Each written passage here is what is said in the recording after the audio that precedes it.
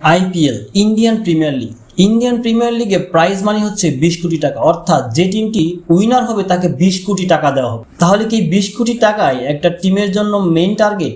তা না। সাধারণ একটা মানুষের কাছে 20 কোটি টাকা অনেক টাকা, কিন্তু এই যেসব লোক বা যারা এই টিমগুলোকে স্পন্সর করে থাকে বা এই টিমগুলো পরিচালনা করে থাকে তাদের কাছে 20 কোটি টাকা কিছুই নয়, কারণ একটা টিম চালাতে 200 কোটি টাকার উপরে খরচ হয়ে যায়। তাহলে এই 20 কোটি টাকার জন্য এত লড়াই, এত যুদ্ধ কেন? এত খেলা নিয়ে এত দামি দামি প্লেয়ার কেন কেনা হয়? এই বিষয়টি আজকে আপনাদেরকে জানাবো আমি। চলুন তাহলে শুরু করা যাক। Indian Premier League. It has developed a unique brand of cricket that combines entertainment with fast-paced action and attracts players from around the world. The Indian Premier League, or the IPL, has only been around for 12 years, but it's fast become one of the most popular and valuable cricket leagues on the planet. India has given a model for other countries to follow. When the IPL was successful, all these other places went, well, we'll set up our own leagues, we'll try and do. IPL এর business মডেলটা একটু অন্যরকম। IPL এর business মডেলটা হচ্ছে, যেমন রাজস্থান টিমের brand value হচ্ছে 250 কোটি রুপি ইন্ডিয়ান টাকায়, আর চেন্নাইয়ের ব্র্যান্ড ভ্যালু হচ্ছে প্রায় 2700 কোটি রুপি। এখানে অনেকটা ডিফারেন্স দুই টিমের মধ্যে ব্র্যান্ড ভ্যালুটা। আসলে খেলাটা হচ্ছে মরিচিকার মতো, অন্য কাহিনী তো অন্য কোথাও চলে। সেই বিষয়টি কিন্তু খুবই গুরুত্বপূর্ণ একটা বিষয় আইপিএল এর বিজনেস মডেলে। আইপিএল শুরুর আগে আইপিএল এর নাম ছিল আইসিএল। এটা পরিচালনা করতো জি কোম্পানি, অর্থাৎ জি সিনেমা, জি মুভি যে আমরা দেখতে পাই এই কোম্পানিটা। এটা ছিল সম্পূর্ণ বেসরকারি একটি প্রাইভেট কোম্পানি। এটা বিসিসিআই ক্রিকেট, মানে ইন্ডিয়ার যে ক্রিকেট যে তত্ত্বাবধান করে সেই ক্রিকেটেরই নয়। আইসিএল যখন শুরু হয় তখন বিসিসিআই এর এই আইসিএল নিয়ে অনেক মাথা ব্যথা সৃষ্টি হয়, কিন্তু বিসিসিআই এই জিনিসটি খেয়াল করে যে আইসিএল এ প্রচুর প্লেয়ার চলে যাচ্ছে, বিশেষ করে নামি দামি অনেক প্লেয়াররাই চলে যাচ্ছে সেখানে। তখন বিসিসিআই একটি নিয়ম করে দেয়, যারা আইসিএল অংশগ্রহণ করবে তাদেরকে ব্যান করে দেওয়া হবে। এই বিষয়টি কার্যকর করার পর থেকে আইসিএল এর প্রচুর পরিমাণে নামি দামি অথবা ভালো প্লেয়ারগুলো যাওয়া ছেড়ে দেয়, কারণ তারা কেউই ব্যান হতে চায় না। ঠিক 2007 সালে আইপিএল এর ঘোষণা করে বিসিসিআই। তারা বলে আমরা আইসিএলকে কপি করছি না, এটা আমাদের কাছে ছিল, মাথায় ছিল, এখন আমরা এটা লঞ্চ করছি। এবং এপ্রিল মাসে 2008 সালে এটির প্রথম ম্যাচ অনুষ্ঠিত হয়। এরপরে আর 1 বছর হচ্ছে আইসিএল চলে। এরপর আইসিএল আস্তে আস্তে বন্ধ হয়ে যায়, কারণ সেখানে বড় বড় প্লেয়ার এবং স্পন্সর ছেড়ে দিয়েছিল, কারণ অনেকে ব্যান করা হচ্ছিল প্লেয়ারগুলোকে। এরপরে প্রশ্ন হচ্ছে আইপিএল এর যে আর্নিংটা হয়, যে ইনকামটা আসছে, টিমগুলো কিভাবে সেটা পাচ্ছে, এত টাকা কোথায় তারা পাচ্ছে, এই বিষয়টি। তাদের মেইন জিনিসটা হচ্ছে ব্র্যান্ড অ্যাম্বাসিডর। আইপিএল খেলা চলে 3টি ধাপে, একটি হচ্ছে ব্রডকাস্টার, টিম এবং স্পন্সর। স্পন্সরের দিক থেকে যে বলতে চাই, স্পন্সর হচ্ছে যেমন টাইটেল স্পন্সরটা হচ্ছে যেমন খেলার শুরুতে আমরা যে টিমের নামটি দেখতে পাই, যেমন হচ্ছে DLF, Pepsi, Vivo, dream eleven, বর্তমানে আছে টাটা। প্রথম যখন আইপিএল শুরু হয় তখন ডিএলএফ এর টাইটেল স্পন্সরের জন্য টাকা নিয়েছিল প্রায় 40 কোটি রুপি প্রতি বছরের জন্য। প্রায় 5 বছর তাদের স্পন্সরশিপ ছিল টাইটেল স্পন্সর, যেটা আমরা আইপিএল এর নামের শুরুতে দেখতে পাই, যেমন ডিএলএফ আইপিএল, ভিভো আইপিএল, এরকম দেখতে পাই। এরপর আসা হচ্ছে পেপসি প্রায় 2 বছরের জন্য এটি কন্ট্রাক্ট করেছিল। সে তখন দিয়েছিল প্রায় 79 কোটি রুপি ইন্ডিয়ার টাকায়, প্রায় 2 বছরের জন্য প্রতি বছর 79 কোটি রুপি করে দিয়েছিল এই আইপিএল এর জন্য। এরপরে আসা হচ্ছে ভিভো 16-17 সিজনে দিয়েছিল প্রায় 100 কোটির মতো, এবং 18 এবং 19 সিজনে দিয়েছিল প্রায় 440 কোটির মতো। এই 18 থেকে 19 এই 2 বছরের জন্য প্রায় 440 কোটি রুপি দিয়েছিল।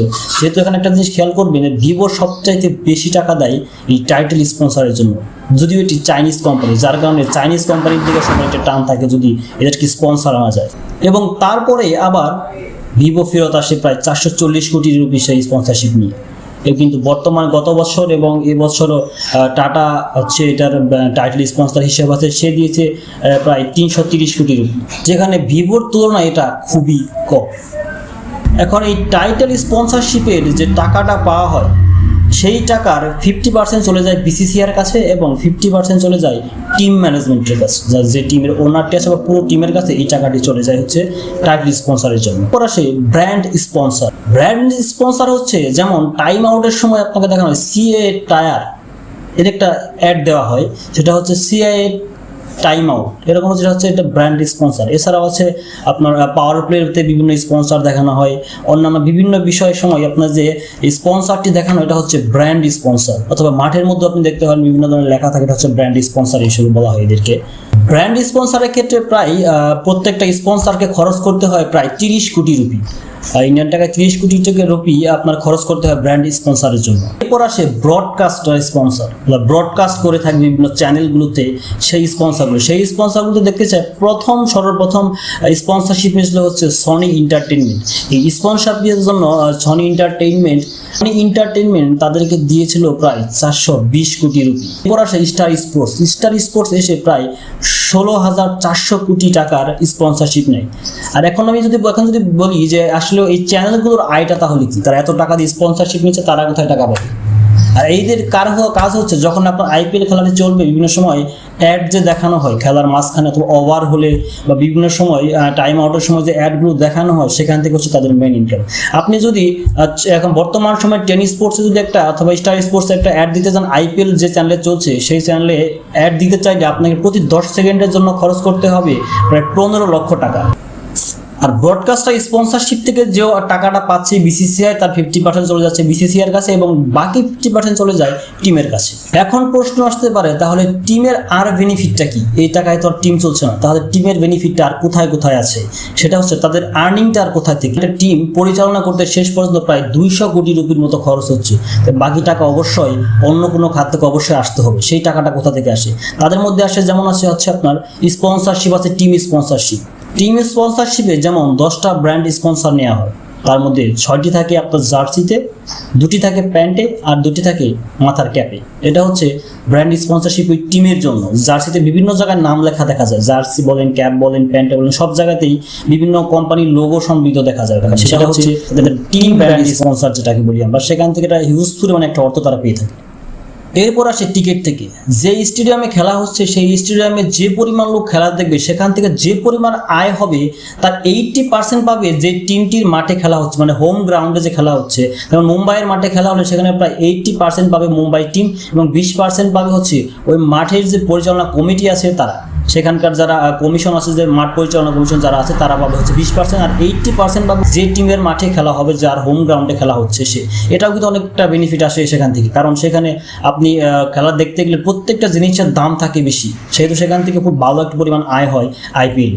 সর্বশেষে হচ্ছে উইনার টিম পাচ্ছে আপনার 20 কোটি রুপি, আর হচ্ছে রানার্স আপ যারা হবেন তারা পাবেন 17 কোটি রুপি, এবং হচ্ছে যারা কোয়ালিফাই করবেন তারা পাবেন 17 কোটি রুপি। রাউন্ডে থেকে বাদ করে যাবেন তারা পাবেন প্রায় 6.5 কোটি রুপির মতো। এইখান থেকে যে আর্নিংটা হবে সেই আর্নিংয়ের 50% চলে যাবে টিম ম্যানেজমেন্টের কাছে, মানে টিমের যে ওনার আছে তার কাছে চলে যাবে, আর বাকি 50% চলে আসবে টিমের কাছে। টিমের যে খেলোয়াড় আছে বা আনুষঙ্গিক বা ডাক্তার থেকে শুরু করে যারা বিভিন্ন থেরাপি বা বিভিন্ন সময় সহযোগিতা করতে হয় একটা টিমের মধ্যে, সেখানে চলে যাবে বাকি টাকাটা। বুঝতেই পারছেন একটা টিমের উদ্দেশ্য শুধু ওই 20 কোটি রুপি আর্নিং করাটা অথবা জেতাটা নয়, মেন ঘটনা হচ্ছে তাদের ব্র্যান্ড ভ্যালু কতটুকু আছে। তাদের ব্র্যান্ড ভ্যালু যত ভালো হবে তাদের আর্নিংটাও তত বেশি হবে, ততই তাদের কাছ থেকে স্পন্সরশিপ আসতে পারবে এবং বেশি দামে তারা স্পন্সরশিপ নিতে পারবে। তাদের ব্র্যান্ড ভ্যালু যত বাড়বে তাদের আয়ও তত বেশি। এটাই হচ্ছে আইপিএল এর বিজনেস মডেলের মেইন জিনিসটা। আশা করি দেখা হচ্ছে পরের ভিডিওতে। ভালো থাকবেন সবাই।